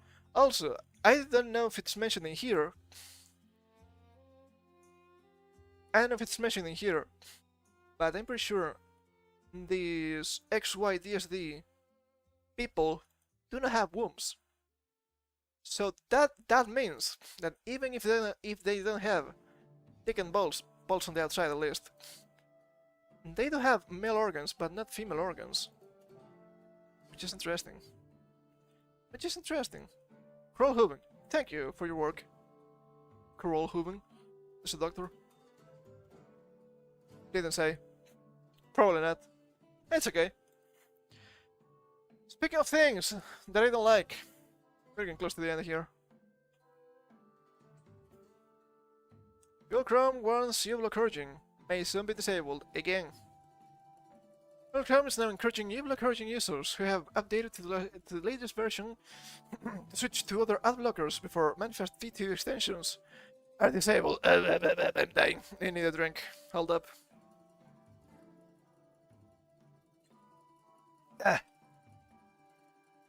As uBlock Origin lead developer and maintainer Read My Heal explained on Friday, this is the result of Google deprecating support for the Manifest v2 extensions platform in favor of Manifest v3, which lets you have less control, so it's as. uBlock is a Manifest v2 extension, has the warning in your Google Chrome browser. There's no Manifest 3 version of uBlock, as the browser will suggest alternative extensions as a replacement for uBlock Origin. He'll explained. uBlock Lite is a pared-down version of uBlock with a vast effort at converting filter lists used by uBlock into a Manifest v3 compliant approach, with a focus on reliability and efficiency, as has been the case with uBlock since first published in June 2014. Chrome users are also warned to remove or replace the uBlock Origin adblocker with similar extensions. A find alternative link also sends them to this Chrome web search page, which advises them to switch to the Lite version, Adblock Plus, Extends Adblocker, or Ghostery. I don't know about Ghostery.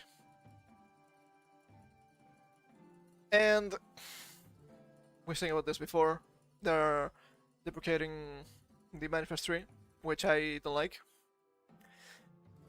Enterprises in the Extension Manifest v2 availability policy, which enables them to control Manifest v2 extension availability on Linux, Mac, Windows, and Chrome OS, will be extended from any browser changes until June 2025, when the Chrome env2 deprecation enterprise rollout begins. We'll announce the rollout of the Manifest v3 extensions platform with the release of Chrome 88, serial number, in December 2020. This new framework also introduces major technical challenges for extension developers, especially for those requiring greater control over web browser functions, such as ad blockers, forcing them to create new extensions with limited capabilities, like uBlock Origin Lite. uBlock Origin's developer has also created a FAQ explaining the differences between the Manifest v2 extension and the new Lite Manifest v3 version. You can have control, they won't let you. They won't let you. As things stand right now, Firefox, Brave, and I think there was another one. I don't remember. Edge, perhaps. We'll maintain the v2 manifest, so please use that one. Please use that one.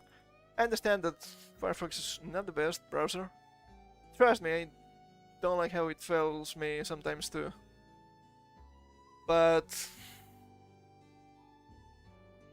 I had to install Brave on my mother's laptop, and she likes it. She's not that great with technology, so she likes it. She still uses it. So it appears that it is a really good alternative. It's screaming based, so it's gotta be pretty similar to Google Chrome. That's just my 2 cents. I've never tried it myself, but it looks pretty nice. Has nice options. And I have a couple of silly things today to end on a positive note.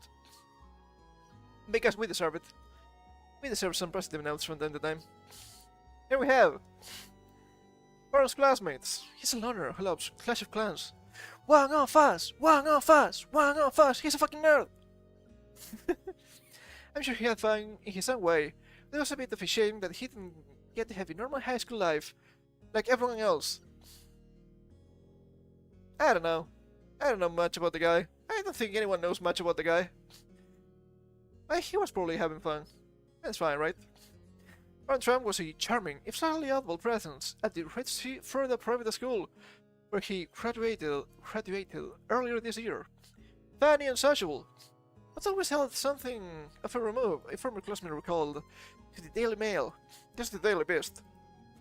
An entirely different beast. He would start the most random conversations and could be very entertaining.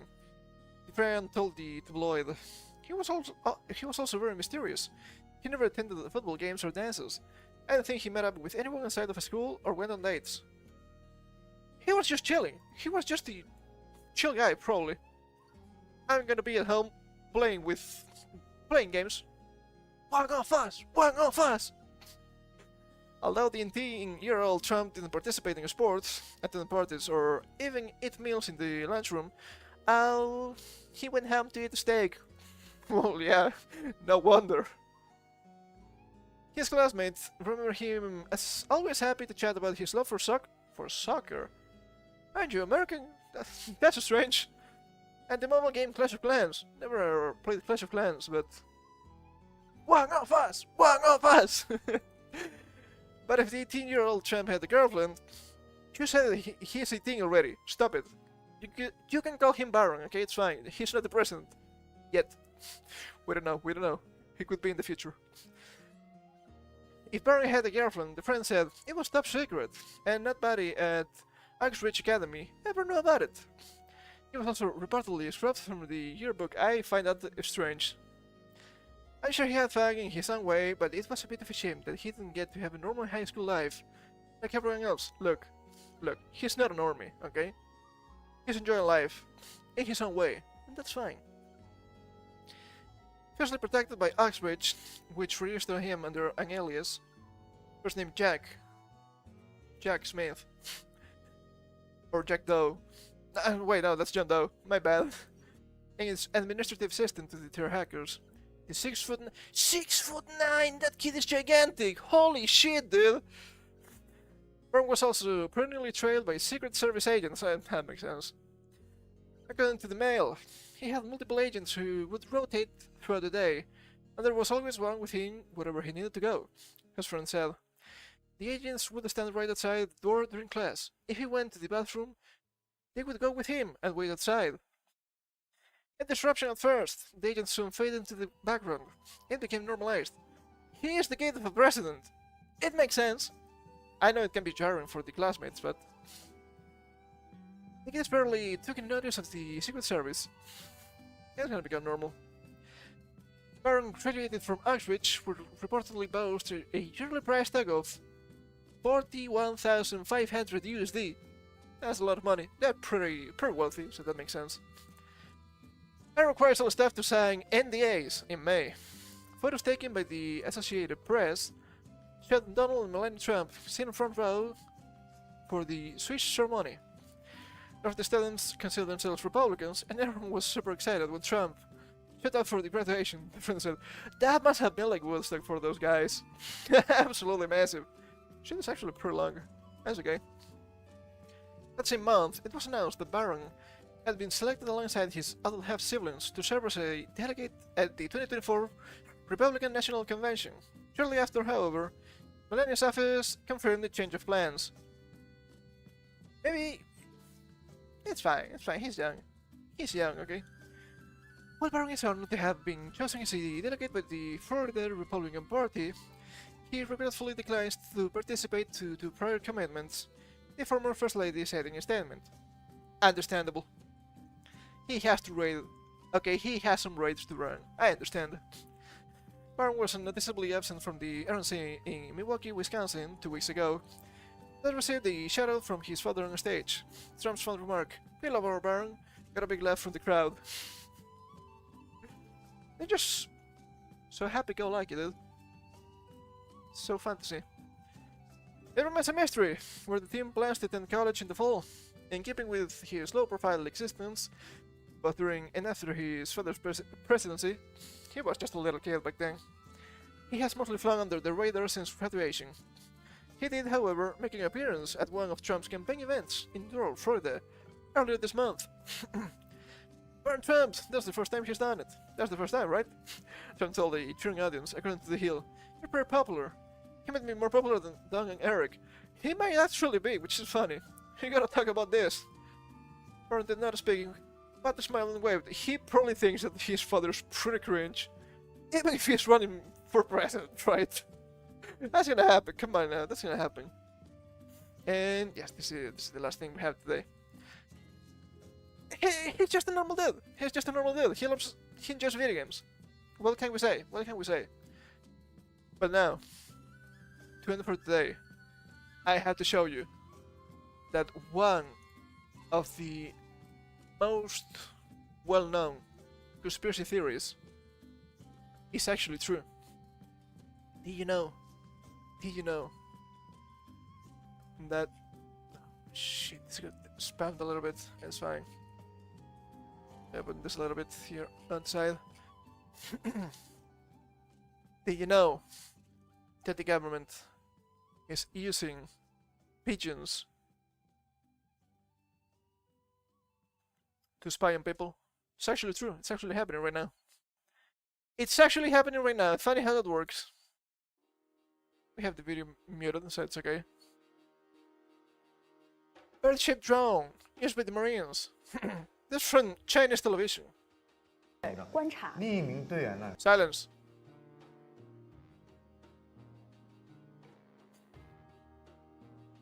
Unbelievable. Absolutely unbelievable. They're spying on you. With the drones. Bird-shaped drones. Look at this. We know what this is, about this for a long time. For a long time. I wonder what else seems science fiction, but it's actually a thing. Funny to think about. Funny to think about, not gonna lie.